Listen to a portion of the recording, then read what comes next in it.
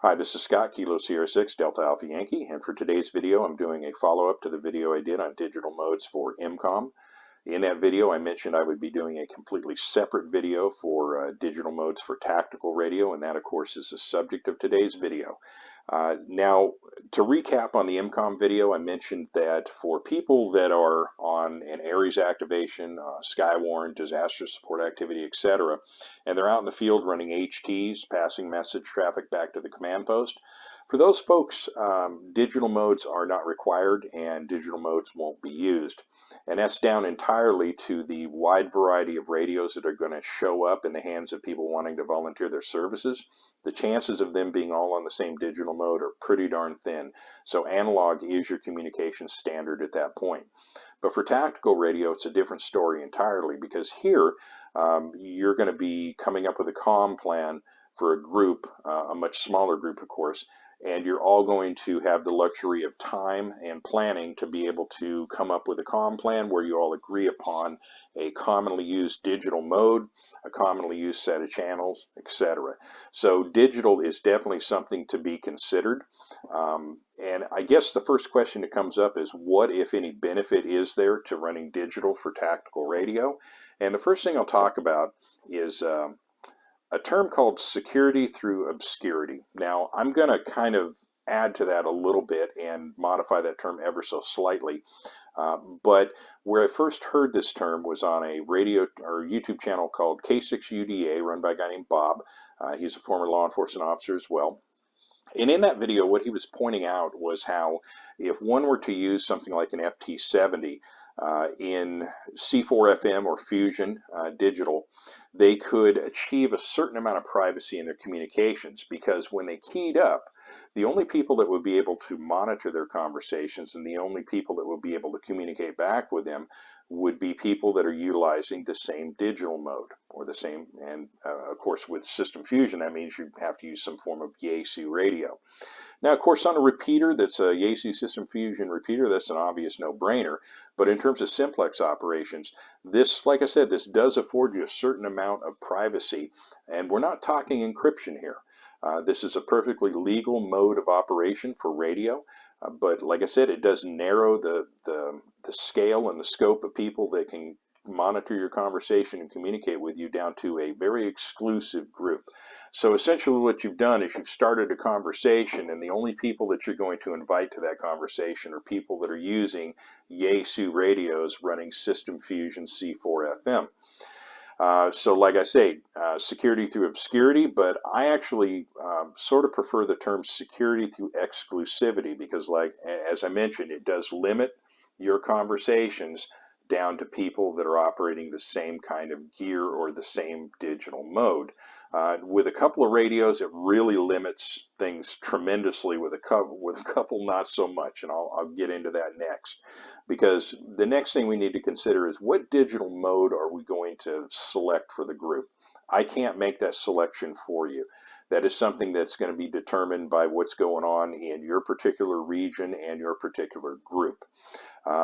What digital mode you select as a group could simply come down to the fact that amongst the people in your group, most of them already operate a radio running a particular digital mode.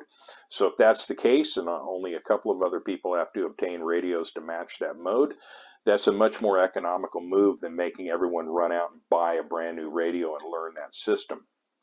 Another factor that could come into play is you might have a particularly active digital repeater in your area, so everybody's kind of running off of that mode. Or if you purchase a digital capable radio, you're going to be more likely to use that radio to do repeater work just recreationally, and that means you're going to use the radio more often and become better with it. It doesn't necessarily mean that for tactical usage we're going to use repeaters a lot, because really what we're talking about for tactical stuff is mainly simplex communications. But like I said, it could be a factor that could shape your decision. But if you really don't have any of those factors already in play, I'll give you a couple of other things to think about during this video. So let's talk real quick about the different modes and some of the ups and downs of each one, and what level of exclusivity each one brings to the equation. So to remind you, the 5 different modes that we could consider These two radios here, the TYT-MD UV380 and the Anytone ATD878UV, both operate off of DMR. That's a mode that's commonly associated with Chinese import radios, some good, some bad, but there's a lot of them out there, and it's probably the most common digital mode that you're going to encounter. It's also generally the least expensive in terms of buy-in on the cost of the radio. But because of the inexpensive nature of that and the availability of these radios on Amazon, it's also likely that some of the bad actors out there in the world, if they're going to be running a digital mode, they're probably going to be running DMR. So in terms of that security through exclusivity or obscurity, you might not get that with DMR. But in the end, I'm going to point out that DMR does some things and brings some stuff to the table that it still makes it very worthy of consideration. But the next mode we're going to talk about is probably amongst the consumer grade. And before I go any further, let me exclude two modes right away. When it comes to Motorola, you have P25 and you have Moto Turbo. Anything related to Motorola, I'm kind of taken out of the equation for a couple of reasons. When it comes to programming a Motorola radio is a difficult process. The software to program the radio is hard to obtain. It's got its own intricacies. Every radio club has a Motorola guy, kind of the resident expert on Motorola's, and you can get some of that work done. But the second I have to rely on someone else to actually program my radio, it kind of takes it off the table for me. Maybe a different story for you. Also, in terms of being able to monitor your conversations, if any of these modes could be most easily monitored, P25 would be it, because a lot of the scanners that are used out there by the press and law enforcement, they pick up P25 pretty readily. It's not, they're usually the higher, or rather the more expensive, more capable scanners, but they'll do P25. None of them are going to do, as far as I still know, none of them are going to do D-Star or Yaesu System Fusion. Some can be set up to do DMR, and of course there's that software-defined radio stuff can crack the code, but who's walking around with that? But moving back to modes real quick. The next mode to talk about, with Motorola out of the way, like I said, oh, and back to Motorola real quick. I'm sorry, I lost my train of thought there, but one other consideration for taking Motorola off the table is just the sheer cost of the equipment. Brand new Motorola radios are intensely expensive. The ones that you buy off of eBay are department turn-ins, and it's kind of like buying a used police car. You do not know what that radio has been exposed to. Sometimes you get a good one, sometimes you get one that's just been beat to death. So I don't really consider Motorola's to be all that practical for most folks. If you're wealthy enough to own a nice stable of Motorola radios, I'm proud of you. You did a great job. I can't afford a Motorola radio. They're hyper expensive. So that's that. But the next thing next mode we'll talk about, and probably the most exclusive of the three, the DMR, D-Star, and System Fusion, is going to be the D-Star. And I say D-Star in terms of exclusivity because there's only, as far as I know right now, maybe 2 or 3 radios that you can buy new. Now, of course, on the used market, you can buy all kinds of stuff. But the number of handhelds out there that can do D-Star are pretty thin, and you're limited exclusively to ICOM or Kenwood. Now, when it comes to ICOM, you of course have the ID51, which is now discontinued. Great little radio. You can find them on the used market, but they're still very, very expensive even on the used market. And a brand new ID52 is $600. Now, our opposition out there that might also be using radio that we want to be concerned about, I'll talk about that in a bit, they're pretty stingy with their cash. And a lot of them don't have it. I guess baristas don't make a heck of a lot of money, but when it comes to the ICOM, expensive gear, and then the other version would, of course, would be the Kenwood. And when you're talking about Kenwood, what is it, the TH72, I believe, whether it's discontinued or not, I still haven't nailed that down, but I do know they go, $700-800 a unit for that. So we're talking some serious exclusivity there, merely on just the buy-in to the radio itself. And of course, the D-Star mode, Nice. One thing I like about the ID51 is it has a lot of work already done for you in terms of having the lists of repeaters that are available, and you know, as far as setting the radio up to do simplex, these are all fairly easy to set up. It's only when you get into repeater operations when things get kind of mysterious. But if I was looking for the most exclusive radio to get for a group, and I could convince everyone to spend that kind of money, obviously D-Star would be the way to go. Now, the kind of midterm solution is going to be the Yaesu System Fusion. Now, Yaesu System Fusion, it's got a lot going for it, but one of the largest drawbacks I see to Yaesu System Fusion is the available radios. So between D-Star and System Fusion, we got about 4 radios available to us. In terms of System Fusion alone, you got 2. It's very Yaesu specific, and you have the FT70D and you have the FT3 or FT5, which are essentially the same radio. But if you want to buy something new, it's going to have to be the FT5D. The 3 only lasted about a year before they discontinued it. But my problem with this mode, while I like it a lot, I really like it a lot, the one thing I don't like is the radios themselves that utilize it. And you'll note that I have not done a review on either of these radios, despite the fact that I reviewed a lot of Yaesu radios. And there's a reason for that. I'm a new YouTube channel, and I'm still trying to figure out the best way to cover controversial issues that are bound to piss people off. Any review I do of the FT70 in particular is going to make half the people happy and half the people mad. So I'm struggling with how to approach it. I think I'm just going to come right out and just do it. I probably won't do a review on the 3D.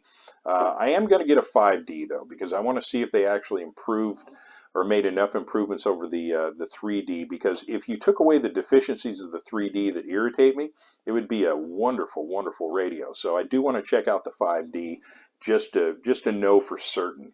But when it comes to the FT70, it does a couple of things that are so egregious and so irritating that it almost broke my heart, because this could have been a great radio.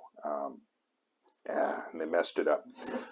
I will do a review on the 70. As a matter of fact, that may be my next video, because I think it's important to talk about it, because it is out there, and there are a lot of them.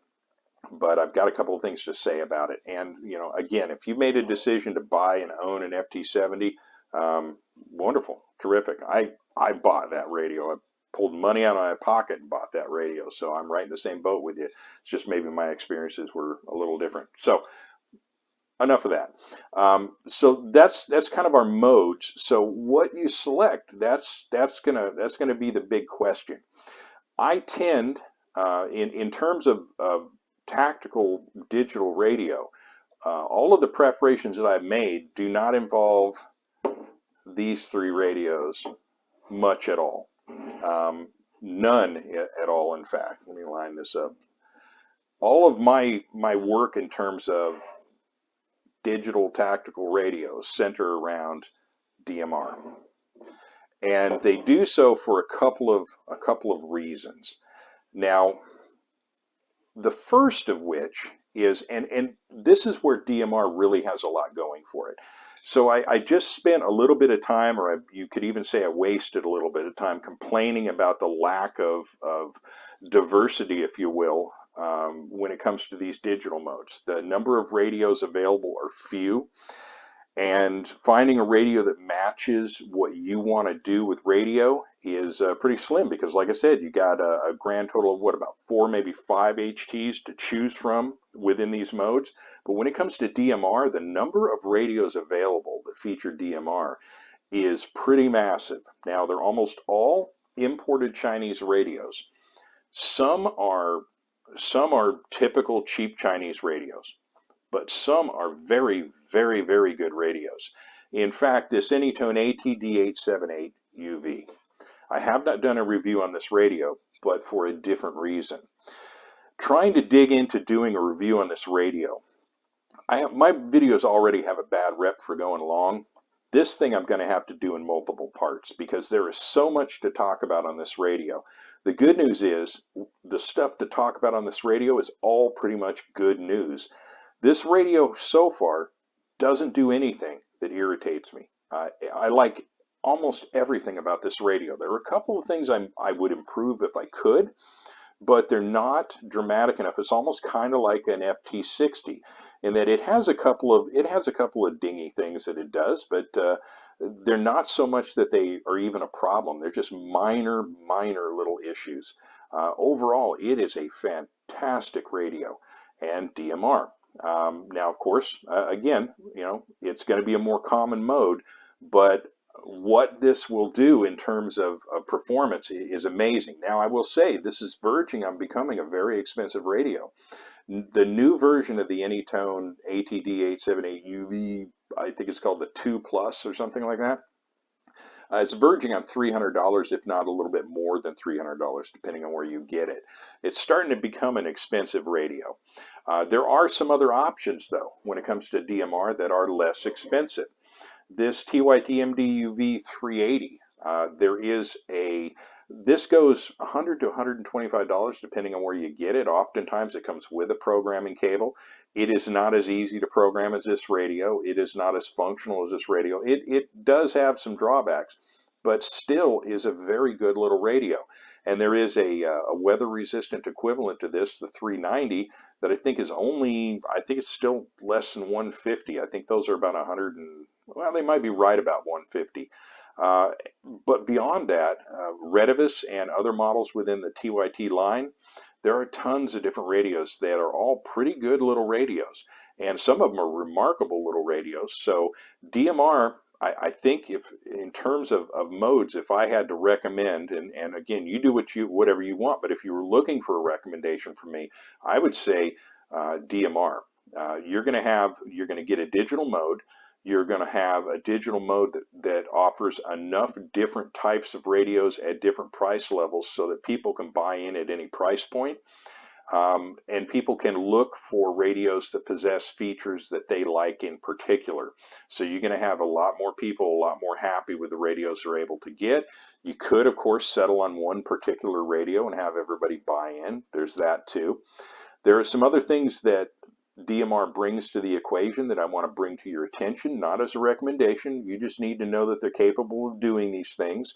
But I should first say right off the bat, this channel does not recommend, promote, advocate, or call for the illegal, illicit, or bad use of radios in general. When it comes to encryption, that is explicitly prohibited by FCC rules. You are not to encrypt either in the terms of encrypting the signal or using code words or language.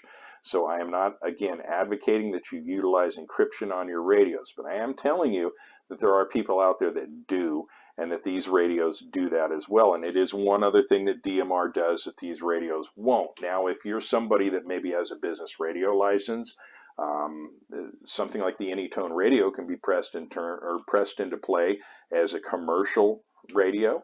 It can be set up that way, and it's one of the many things that you can modify within this radio, and it will do a very high level of encryption, by the way.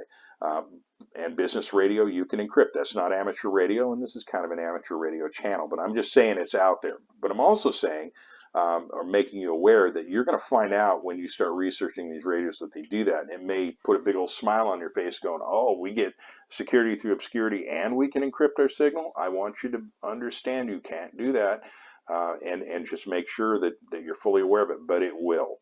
The TYT encryption is not as strong as the Anytone encryption. I think the Anytone will do like AES 256, and this is a lower level of encryption. I forget the exact term on it, but essentially the way it works is each of these radios has a little bank of I think it's up to 10 different encryption keys that you can program into the radio, and you program the same encryption key on another radio, and it's basically just a wireless encryption protocol.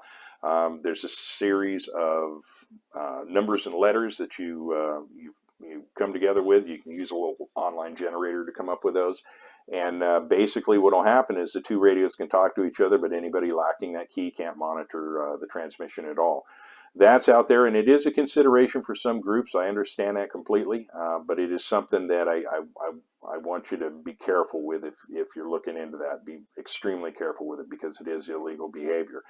But I'm more interested, to be honest with you, when it comes to DMR, just in the vast selection of radios that are available out there. Just look around, and there are, I don't know if I can say hundreds, but close in terms of different variations of models that you can buy. So that's kind of really about it to talk about. Like I said, the decisions you make for your group are going to be determined by a number of factors. But if you guys are starting from square one, or if you're somebody that's looking to upgrade to a more capable radio and you're considering digital, there's some things to think about for you. So with that, I think I'll go ahead and bring it to a close. I've gone on long enough on this. There's some other different angles that I can approach this subject from later in different ways, but I just wanted to get the basics out there on this. And with that, I will bring it to a close. And thank you for listening and or watching. This is Scott, Kilo Sierra 6, Delta Alpha Yankee in Southwest Visalia, California. Have a wonderful day.